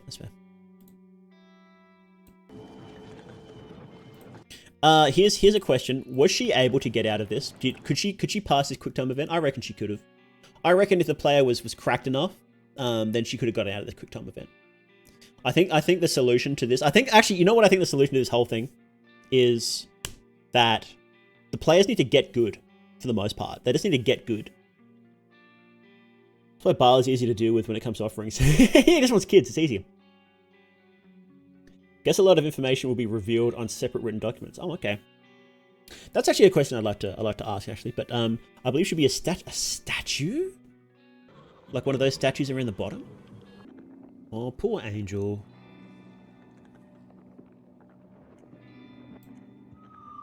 Okay, so get turned to stone. Okay, interesting. Oh, is there some significance? I'm assuming there is, but I would just like to be sure. Is there some significance to the character being too big, and then the developer using exploits to make themselves small enough to go in? Is there like a metaphor there that we should be aware of? So the character's too big to fit through the gate. Tied to the story of redemption in scripture. Tied to the sin of pride. Oh, that's interesting. To make yourself smaller. Oh, interesting. That's interesting. So actually, another question is, I have a few now actually. I'm gonna write this one down so I don't forget it. But Was this moment here? Was this the moment where the character was screwed? Where he decided to turn away from the church? Was this it? A way of seeing what was behind him, because that forest should not exist. Huh. Oh. Oh. Oh, okay, okay. I get you. Here. Spontaneous level. Yes. Yes, of course. That's right. And that's why on the map it shows he's directly at the church. Okay. I get you. So the sins were procedurally generated, huh?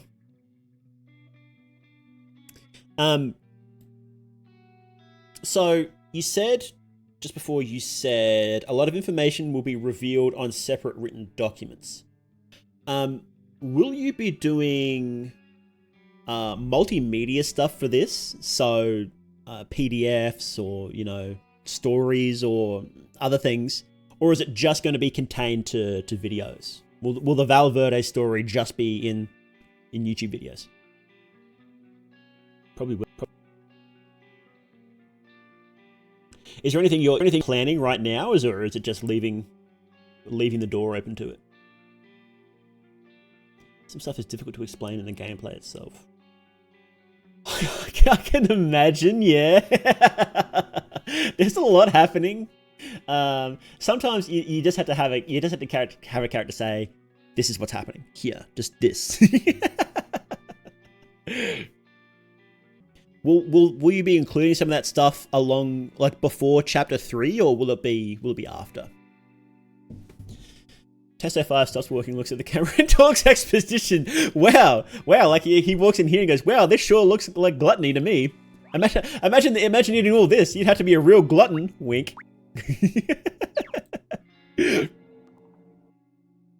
These statues sure look envious of me.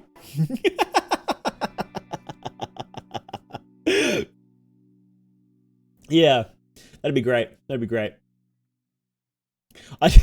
hindsight, I did think it was really funny that he didn't just take I was like, he should have just taken the money with him. And then afterwards, I'm like, oh, no, that's the point. I sure hope there's no gnome. The greatest sin of all, the deadliest sin, the 8th deadly sin, getting gnomed. Here's a question for you. Do people in real life know that you are the Val Verde guy? Is it that popular yet? Have you ever been introduced as the Val Verde guy in real life? No? Didn't put your name out there? That's a good point. Yes, you're right. Is this your face? Is this you? It is you, because you was in that video, yeah. You look so angry. You look angry in this picture. It's huge.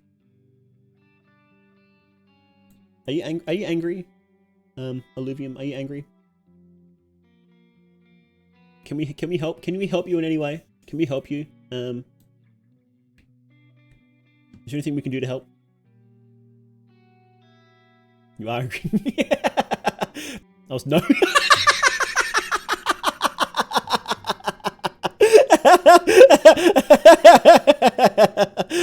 Look, that is the appropriate face when you get gnomed. So not fair. That's very fair.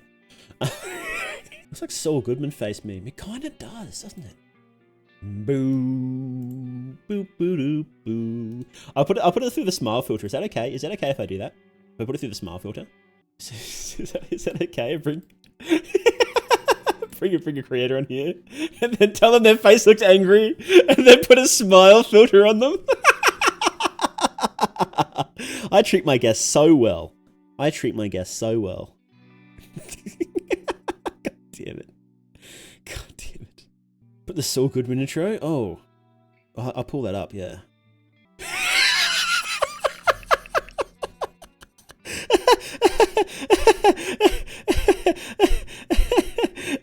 Oh no, this is so good.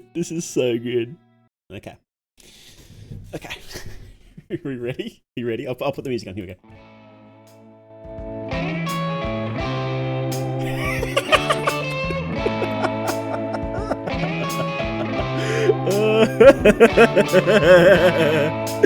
I'm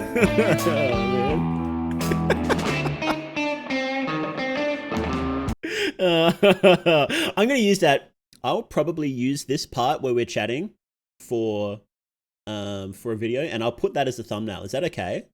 The smiling picture as the thumbnail.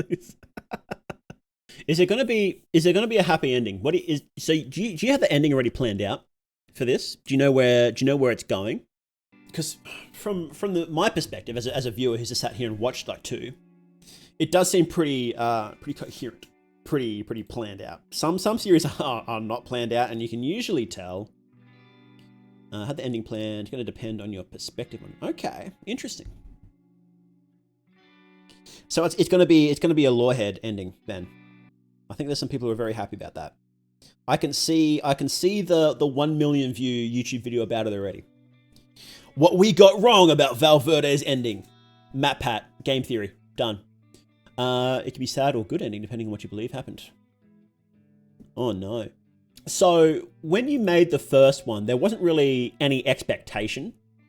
Was there? Like you didn't feel much expectation for it. You just sort of put it out as the start of a story, but also as like a reel. And if people didn't like it, it was, it doesn't really matter because it's also an art reel. But did you feel any expectations on you for the second one to like push it further, make it better? Yeah, I feel like the first one served its purpose, getting the ball rolling. Did you have any experience with this kind of stuff? So sometimes you get to say, I'm just going to do it anyways. So this is your first time you're doing like is this your first big animation solo project like this? Or have you done other stuff in the past? I mean, obviously you've done other animation in the past, but something like this big and this story-driven and in-depth. Worked on fastest for only that. Oh, really? So that was only your... Interesting. Okay. Before that, I worked some time in the industry. Here's a question. Which out of all the character designs we've seen so far, I'm sure you have a few we haven't seen yet, but out of the ones we've seen so far, which one is your favorite character design? The monsters or regular humans, or out of the whole thing? You had to point to one character. Say that's my little baby. That's my boo. I like this one the best. Isaac the robot, really? Here's a neat design. It is a neat design. Smashed up somewhere. Did it hurt to smash him up then? Those are some variants. There's multiple robots. That fella. That is a neat design, isn't it? Yeah. Or the librarian. The librarian was definitely in this one, wasn't he? This fellow, right? This is the librarian. That's a neat design, yeah.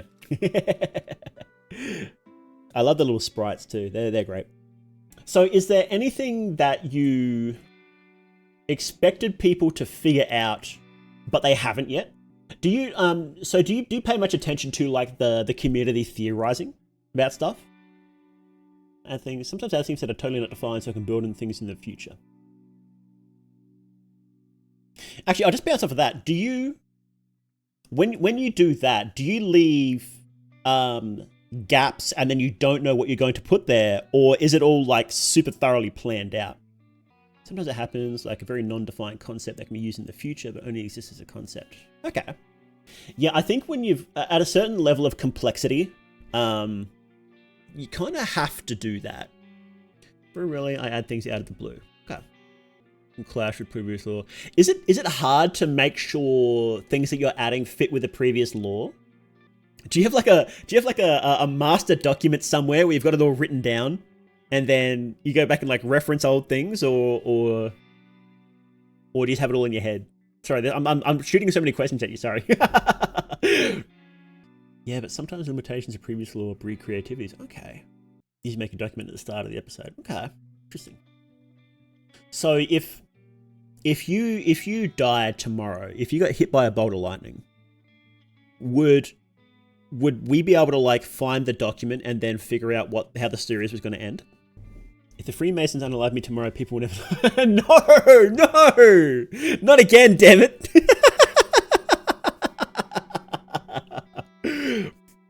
A lot of things. Really? You expected a lot? You expected a lot of things for people to figure out that they haven't yet. It's not easy to figure out. Okay. It does seem like there is a lot of deepest lore. There's a lot of deepest lore in this. Like, like the paintings The rooms, where was it?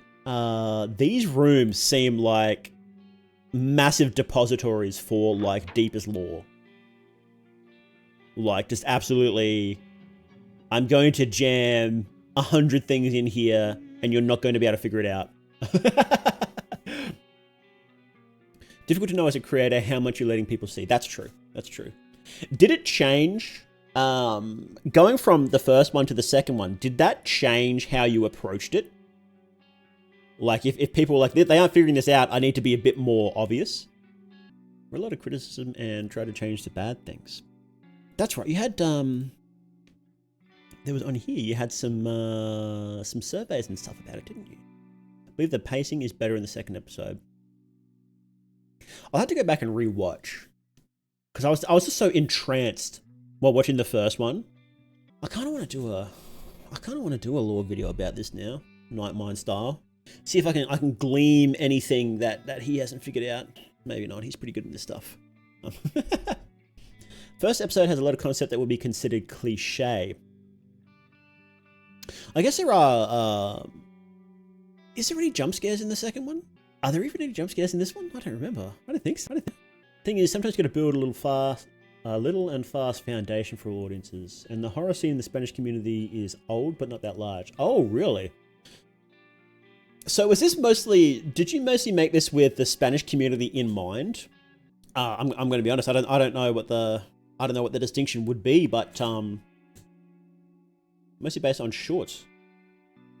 Did you get a lot of inspiration from like Spanish horror shorts when making this? Actually, second episode has scenes that are different in the Spanish. Really?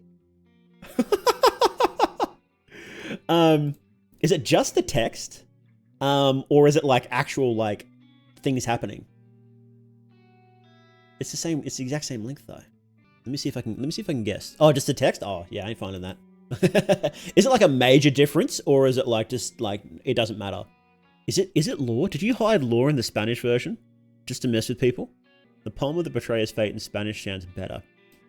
Spanish can definitely be a lot more poetic than English, that's for sure. Translation. Ah, okay. It can definitely be a lot more poetic. Like, you know, that's what people say with like,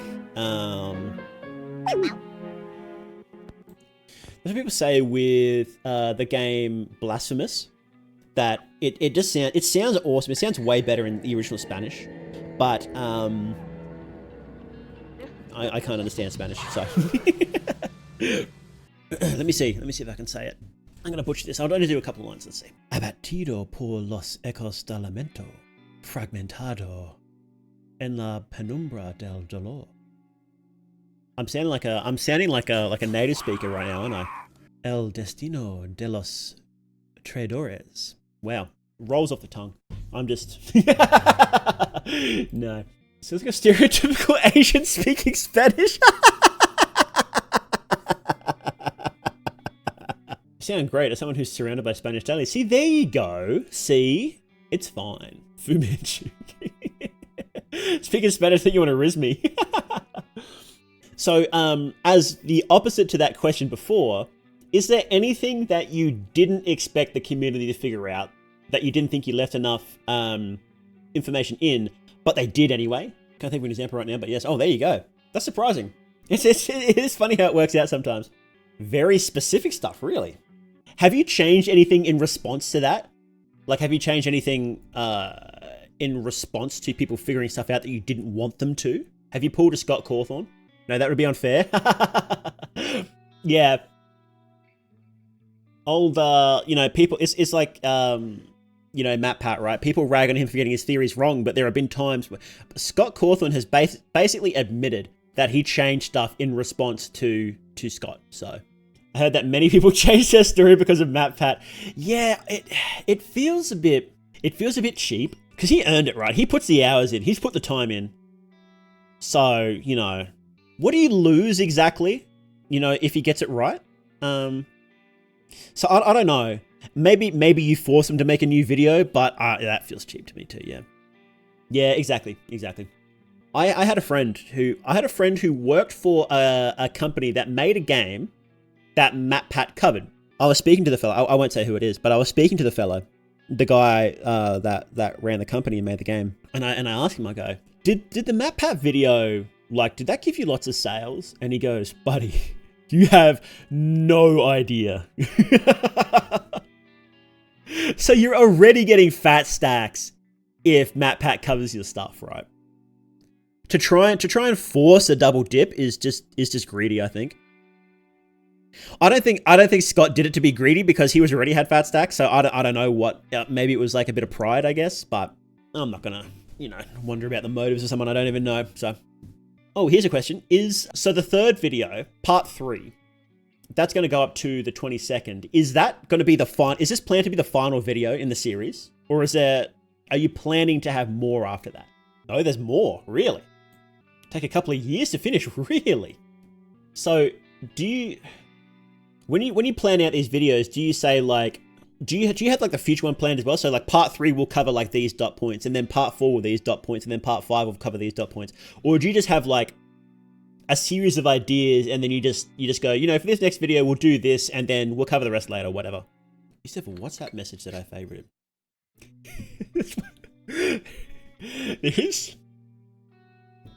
There's this funny thing that pops up whenever you talk to creators. They always have some really like, what's the word? Some real, like, everybody has at least one unique way of like storing information and ideas. It's like a WhatsApp actually. Why not, right? Mr. Beast has all of his ideas for videos in just like iPhone Notepad. He's got like millions of these ideas. Yeah, they've got some like really bizarre way that's like, why would you do it that way? That's an odd way to do it. Like I have a Discord. I have a Discord where I just dump stuff, and I've just started like making extra channels for like the different like, one's for streaming, one's for videos, one's for this specific video, one's for this specific idea, and they just keep getting like more and more specific. And I just dump all the stuff in there, and it's like if I'm stuck without internet, which actually happens, it's not unfrequent where I am. It's like I just can't like look at it. And it's like, oh, that's a really dumb way of doing that. Then it evolved, and I mostly have things planned. Yeah. So, do you know how many videos you think it will take, or do you just not worry about the stuff you're not covering yet? It's true. Ideas attack you in the weirdest moments. You're gonna be exactly like one of my best video. The idea I had for it, I literally dreamed it as I was falling asleep. It came to me as I was falling asleep, and I sat bolt up, and I'm like, I have to write this down. So I like it literally came to me. People have asked me like, how did you do that? I'm like, it came to me in a dream. Literally, it came to me in a dream. Imagine take 3 more videos. Okay, that's interesting. So we're not even halfway through the series yet. Goodness gracious. Can you say, so each video asks some questions, but it also answers some questions. Can you say what questions are going to be answered in the next one? Or do you just want to leave it completely open? Oh, of course. Yeah, what happens on the 22nd, right? That's the big one. Hints at why the TH brain is doing and what it does. Okay. Interesting. That is a yeah, because we don't actually know, the word TH brain is just on some stuff, and it's like, okay, what is it doing? What's the logic behind it? Okay. It's demons. It's just demons. It is good you're putting so much thought into like balancing a rational, in quotation marks, a rational explanation and a supernatural explanation, because that way you can't just say, oh, it's demons and hand wave it. Like a lot of series go, oh yeah, it's just this, and just hand wave it, and they think that's enough, and sometimes it is enough, right? Like in a simpler series that is just enough. Like in the Halloween movies, right? Michael Myers is evil because he's evil. Cool, that works. It works perfectly, right? And they're brilliant movies because of it. You don't need some super in-depth explanation for it because it doesn't matter. He's just evil.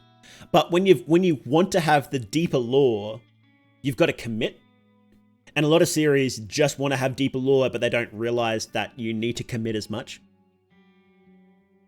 So having the dual explanations for it means, I guess you could say that, well, I don't like this explanation. I guess I'll just have the other one then. You got two chances.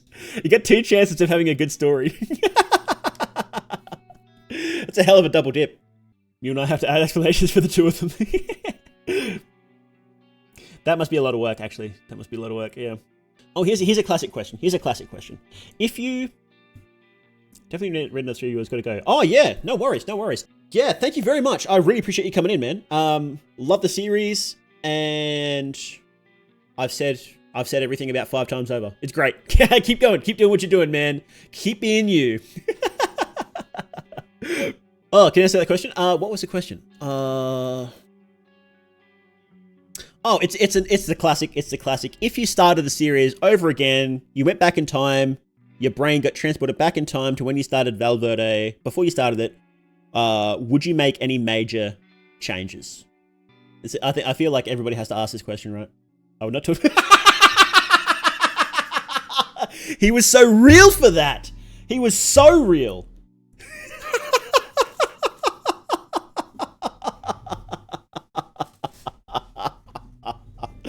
Oh, wow. Change the stuff related to the pacing mostly. Yep.